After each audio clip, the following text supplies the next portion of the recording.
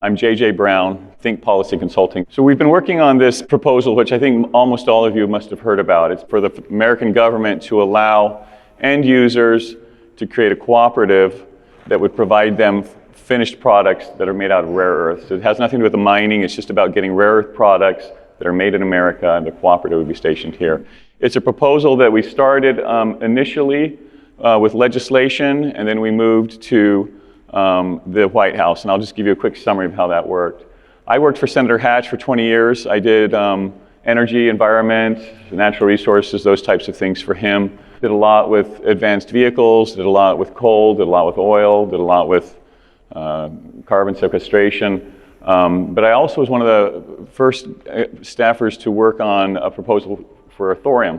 And that was because some companies had gotten to my boss, mentioned that the Nuclear Regulatory Commission wasn't prepared to even have the regulations ready to give approvals for a nuclear thorium reactor.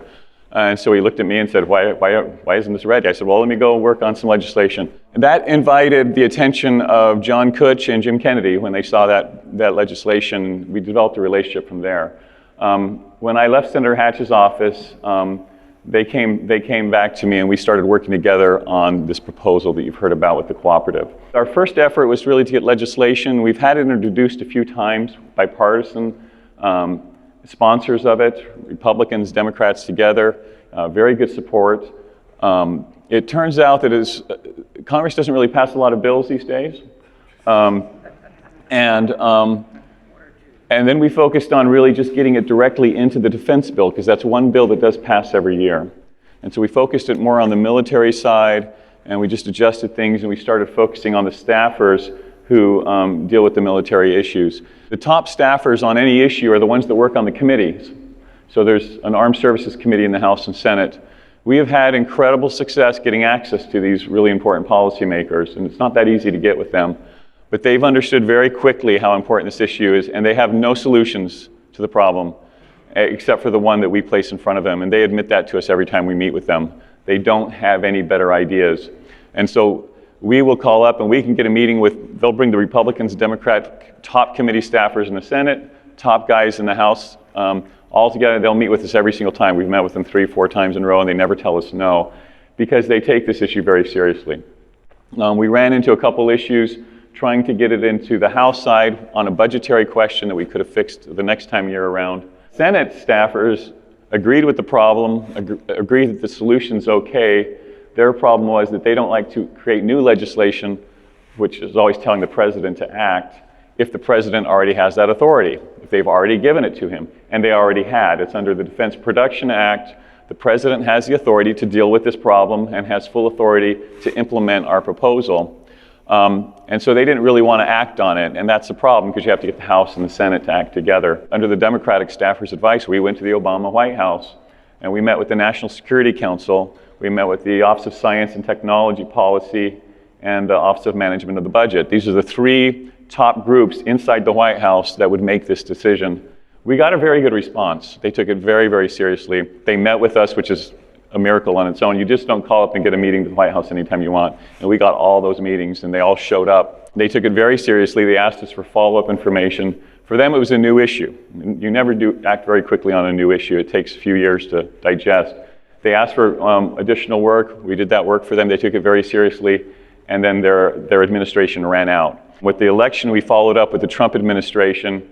Absolutely fabulous response. I'm not kidding you, with how much access we've had to the White House with this proposal. We've gotten very high-level meetings with the people that really make this decision. President Trump assigned a brand new office at the White House that hadn't been there before, and it's called the National Trade Commission. And he put some folks in there that are focused directly on the loss of manufacturing in the United States and getting it back going again. And they even have specialty within that office for military applications. We believe it's on their docket of things they're seriously considering doing as executive orders.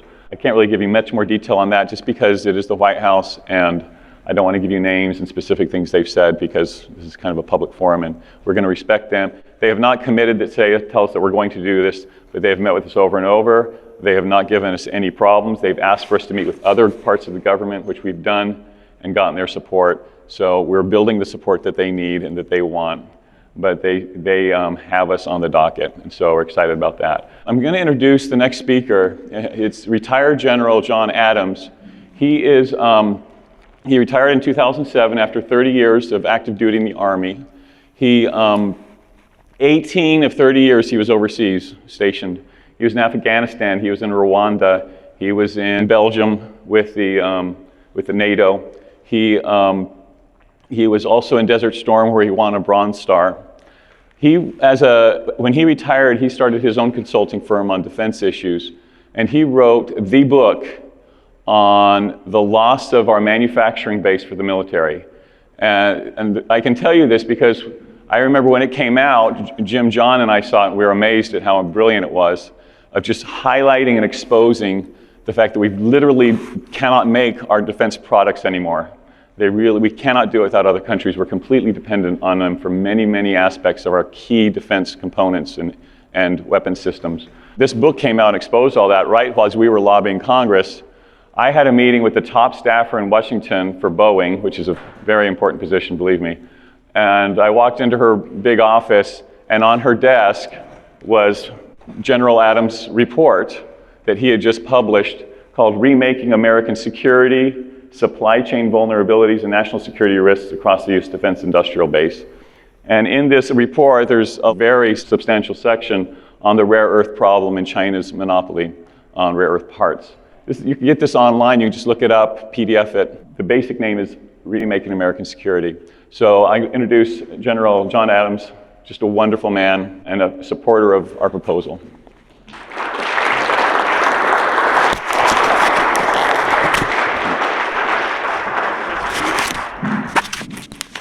Well, thank you for that very kind introduction, JJ. I'd like to say congratulations to all of you for surviving the end of the world a few hours ago.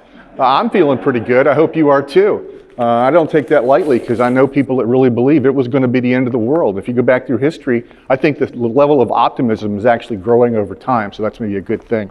I'm proud and grateful to stand with you today. You are American patriots. You are investing your livelihoods and your energy in finding solutions for one of the most important national security problems that we have today, and that is energy independence. And we must not lose this fight. Since I retired from active duty in 2007, I've dedicated my own energies to researching the defense industrial base. And now you've just heard about the report. In our report, we also recommended actions to address the vulnerabilities, to mitigate the vulnerabilities, to make us less dependent on foreign sources for our vital products that we need to make our U.S. Armed Forces the most powerful and effective military in the world. This is, again, a fight we must not lose. We know that our defense industrial base is at risk, and it's a risk across a scale. And we know that our national security is threatened by this growing reliance on foreign sources for our military weapons and equipment. Also for the raw materials, the parts, the finished products, everything we need for our defense industrial base is critical, because if one part is not working right, the rest of it falls apart. Most important, we have to secure control of the key natural resources that our 21st century military depends on. The U.S. is increasingly withdrawn from the mining and extracting sector, as we all know. And for that reason, government and industry must address the lack of domestic capacity through a combination of stockpiling, renewed extraction efforts, recycling, and identifying alternate materials. Foreign control over our supply chains threatens and restricts our access to critical national security resources. It places our defense capabilities at risk. In times of crisis, this is especially important. It enables foreign suppliers to leverage concessions on the United States in bargaining situations, and we see enough of that. Not only that, but foreign exploitation, natural disasters such as Fukushima, and unexpected global events, financial events, can disrupt our defense industrial base supply chains, which cause shortages of parts and products that we need to maintain our combat edge in a crisis. One of those critical materials that was identified in our report was specialty metals, which includes rare earths, about which we've heard a lot today. Rare earths play a key role, as we know, in our daily lives, but they're particularly important for our defense efforts. 15 years ago, the United States was self-reliant and produced rare earth oxides as well as the rare earth magnets essential to our modern electronic products. But since 2000, China has cornered the market on rare earth production along with the high-tech components that depend on rare earths. Today, they control more than 90% of global supply, and that should give all of us pause. Almost all new smartphones, computers, televisions, vehicles, and advanced US defense systems depend on Chinese-sourced rare earths components. China achieved its rare earth market domination through a combination of overproduction and price manipulation to drive out competition. Today, they hold an undisputed global monopoly on the production of rare earths. They hold an undisputed global monopoly on value-added products as well. And as demand for rare earths increases, and we know it is increasing all the time, and it's increasing logarithmically, China's outright manipulation of the global supply chain poses a major strategic problem for our country. Their own geopolitical strategies based on hegemonic control over advanced manufacturing, technology, and critical weapons components. They operate far outside market-based solutions and market-based rules. They use their rare earth monopoly, they use it as a weapon to force rare earth-dependent advanced manufacturing within their borders. No corporation is immune from China's leveraged position regardless of its size, country of origin, or product proprietary application. China has manipulated the rare earth market before, and we can expect China to do it again. Direct challenges to its monopoly to date have resulted in failure. Today, US and NATO defense contractors are 100% dependent on China to supply all post-oxide rare earth elements and products, directly or indirectly, via waivers or by obscuring the country of origin. Currently, we can access rare earths from China at a price low enough to discourage competition and development of additional resources. And because China has oversupplied the world with rare earth elements, there's no profit to free market players and no economic incentive to respond to the Chinese monopoly. But our military's job is to be prepared for potential conflict. We cannot ignore the risk of future conflict with China by turning a blind eye to our own vulnerable defense supply chains. Some of you have heard about Molycorp. Molycorp's Mountain Pass mine was not a solution to the problem. In 2010, China halted rare earth exports to Japan after a fishing dispute near a set of islands claimed by both countries. At the same time, rare earth prices were skyrocketing. So Molycorp, because they play in the capitalist rules, they reopened the Mountain Pass mine in 2012. It had closed in 2002 to take advantage of the rising rare earth prices. Makes sense. Makes sense for what China did too. They ramped up their rare earth production. The prices plunged as much as 90% in global markets, and this strategy effectively ended Molycorp's Mountain Pass mine strategy. So what should we do?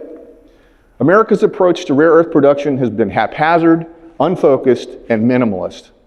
The time to shore up our defense supply chains is now, not when it's too late, but we've essentially buried our heads in the sand.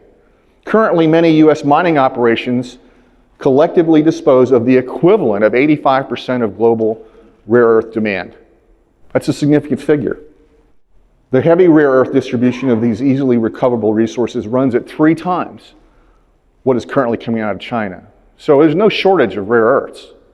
It's a market problem. First, we need a national policy to address our dependence on foreign supply chains for rare earths. Despite statements and reports from several federal departments and agencies, the United States has no coherent policy to address risks to the rare earth supply chain. Second, the Defense Logistics Agency should ensure that rare earths that are necessary for key defense products are included in the Defense Logistics Agency Strategic Materials Stockpile. That stockpile could also serve as a cross-agency stockpile, allowing it to acquire strategic materials, rare earths, at low prices. The 2015 National Defense Authorization Act actually identified certain rare earths to stockpile. but it needs to be continually reviewed, and I think that's the problem. It's a haphazard ad hoc process. Finally, U.S. industry supported by a federal government should collaborate to recapture a larger presence of the rare earth mining industry. The U.S. possesses 13% of global rare earth reserves, with significant deposits in several states, including this one right here. However, the U.S. receives the lowest rating by industry watchers for a mine-friendly business environment. Although several members of Congress and senators have pledged to reform the permit and authorization process for new mines, we need more support in Congress, and we need more support from the administration to reduce the bureaucratic barriers to authorizing and permitting new mines. The ultimate solution, frankly, is to create a domestic rare earth value chain, and this can be done. Creating this value chain will end Chinese global market dominance of the rare earth market, mitigate the national security risks of Chinese market dominance, and create American capital and jobs. We need an executive order that charters two federal entities, a rare earth cooperative and a thorium storage and development corporation. These entities would be privately funded, owned, and managed, would act as multinational investment platforms. The federal charter is required to communicate a level of imprimatur to allow our NATO and economic allies and leading technology firms to contribute the necessary capital to challenge Chinese market dominance. The Rare Earth Cooperative would act as a fully integrated value chain for the benefit of the U.S., our economic allies, and global technology corporations. In exchange for the federal charter, the cooperative would guarantee U.S. domestic production of rare earths essential for our national defense. The Thorium Corporation would allow abundant and recoverable heavy rare earths to flow into the cooperative by bifurcating the regulatory liability linking uranium and thorium at long last. The Thorium Corporation's function is to safely store the resulting thorium and to develop uses and markets for thorium, including energy. The federal charter would act as a rally point for the establishment of a multinational development platform for thorium energy systems that is capable of challenging China's own state-sponsored thorium energy program. As we know, it's well-resourced. By charting these two privately funded and operated entities in the U.S., the Trump administration can redirect the flow of global capital, jobs, and technological leadership to benefit U.S. national security and create capital and employment here in the United States. In conclusion, I know that you experts, scientists, businessmen, and patriots all understand the details, especially the technical details, of how to establish a domestic rare earth value chain and how to develop a thorium-based solution for our energy independence. Your efforts directly benefit American national security. We have a lot of work to do together, and it's going to take all hands on deck. I am proud and grateful to stand with you. Thank you so much. We must win this fight.